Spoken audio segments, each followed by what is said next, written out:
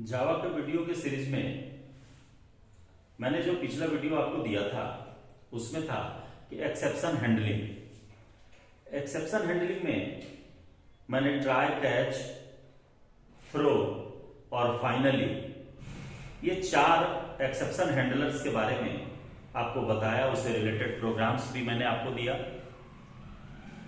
और एक 5वां, जैसा कि मैं आपको पिछली वीडियो में ही बता चुका था, या एक्सेप्शंस के स्टार्टिंग वीडियो आप देख सकते हैं, जहां से कि एक्सेप्शन की बेसिक कंसेप्ट्स जो मैंने दिया था उसको जब आप देखेंगे तो आपको मैंने क्लियर कर दिया था कि ये 5 अलग अलग हैंडलर्स जावा में यूज होते हैं, जिसका कि मैंने 4 का एग्जांपल आपको दे दिया था। और चूंकि एक्सेप्शन टॉपिक इतना लंबा हो जाता है कि जिसको कि 1 या 2 वीडियो में कवर कर पाना मुश्किल है, तो हमें 1 से ज्यादा वीडियोस तो बनाने ही पड़ेंगे। इसमें आज का वीडियो थोड़ा छोटा होगा, इसलिए होगा क्योंकि सिर्फ थ्रोज के बारे में हमें चलना है। इस पर कुछ प्रोग्राम्स भी देखेंगे और ये भी देखेंगे कि आखिर ये इसका यूज क्यों करते हैं। तो जैसा कि मैंने पिछली वीडियो में आपको बताया था कि ट्राई और कैच का यूज यदि हम करें तो 1 से ज्यादा एक्सेप्शंस को हम हैंडल कर सकते हैं, यानी 1 से ज्यादा एक्सेप्शन होगा तो उसको भी हैंडल किया जा सकता है, क्योंकि सिंगल ट्राई पर मल्टीपल कैच मैं आपको बता चुका हूं कि एक ट्राई लगाए और उस पर मल्टीपल कैच लेकर के आप चल सकते हैं। लेकिन समय धीरे धीरे आपको और आपका जो प्रोग्राम का स्टाइल है, प्रोग्राम का जो रिक्वायरमेंट है, वो बदलते चला जाता है। तो हर एक जगह ट्राई और कैच से हमारा काम नहीं चलता, या लगाने में कोई प्रोग्राम का साइज और बढ़ जाता है, या फिर हमें एक सिंगल कोई भी एक्सेप्शन हैंडल करना है, 1 से ज्यादा एक्सेप्शन हमें नहीं चाहिए, तो उस केस में हम यूज करते हैं थ्रोज को। कि थ्रोज को कैसे हम यूज करेंगे ये मैं आपको इस वीडियो में बताता हूं। सबसे पहली बात कि थ्रोज को जो हम यूज करेंगे तो ये हैंडल करेगा सिर्फ एक एक्सेप्शन को, और ये एक्सेप्शन किस तरीके से हैंडल होगा इसको आप देखिए। इसको लिखने का तरीका होता है थ्रोज को रिटर्न टाइप फंक्शन नेम, और इसके बाद आप जो आर्गुमेंट देते हैं फिर थ्रोज, और फिर एक्सेप्शन का नेम, ये आपको देना होता है। और देन मेथड का जो बॉडी पार्ट है वो एज यूजुअल रहेगा, इसमें हमें कोई चेंजेस नहीं करने हैं। यहां पर ट्राई और कैच की आवश्यकता नहीं होती। तो अब है कि इसको कैसे इंप्लीमेंट करेंगे, तो मैं एक छोटा सा प्रोग्राम, एक एग्जांपल आपको लेकर के दिखाता हूं कि जैसे इनपुट और आउटपुट के लिए ही कि बफर्ड रीडर को यूज करते हुए किस तरीके से हम इनपुट करेंगे और आउटपुट होगा।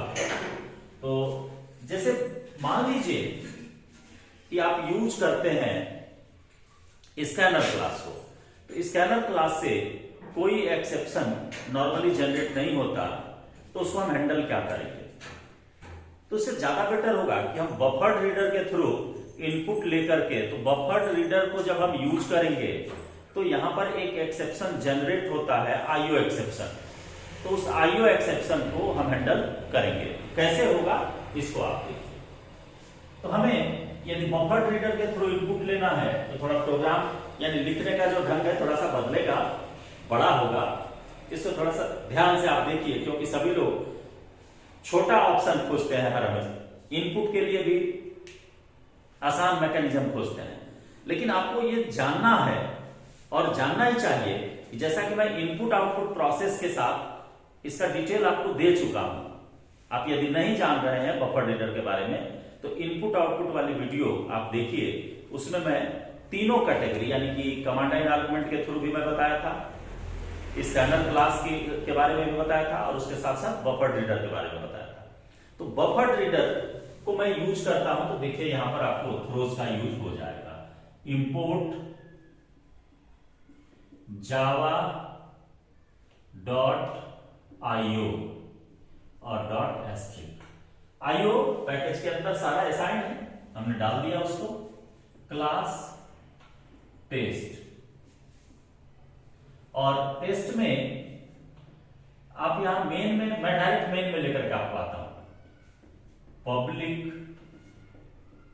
Static void main string args, और जस्ट इसी के बगल में आप लिखेंगे throws.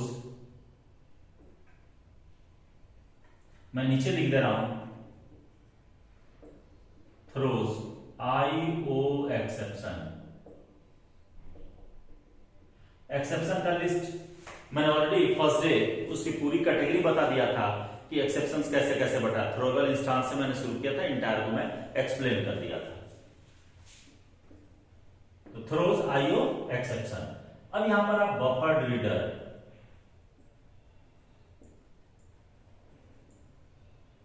BR equal to new buffered reader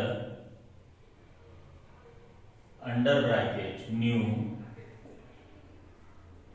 input stream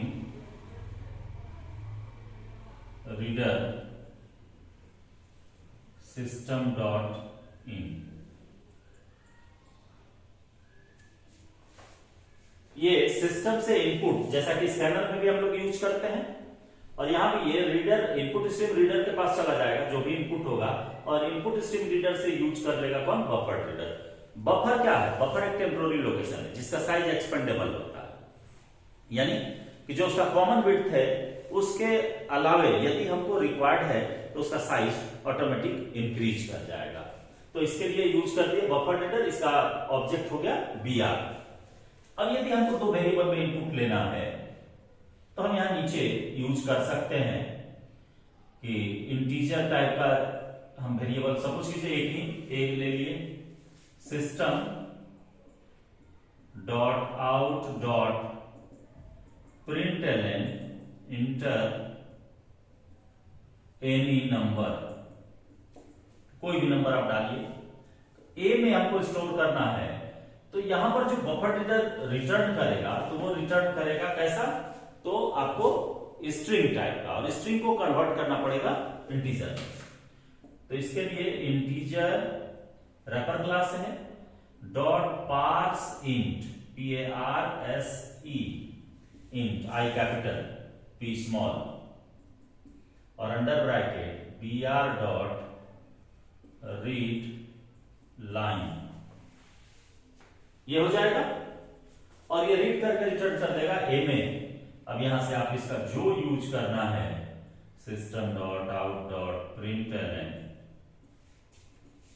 you inter,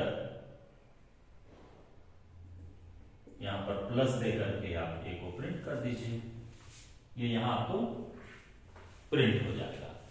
तो सिर्फ इस प्रोग्राम के पीछे जो मेन मोटो है वो ये है कि जब हम थ्रोज को यूज करेंगे तो थ्रोज किसी एक सिंगल कैटेगरी के एक्सेप्शन को यूज कर सकता है, यानी कि जब हम ट्राई और कैच नहीं यूज करेंगे तो ट्राई और कैच के लिए अल्टरनेटिव हम यूज कर सकते हैं थ्रोज को।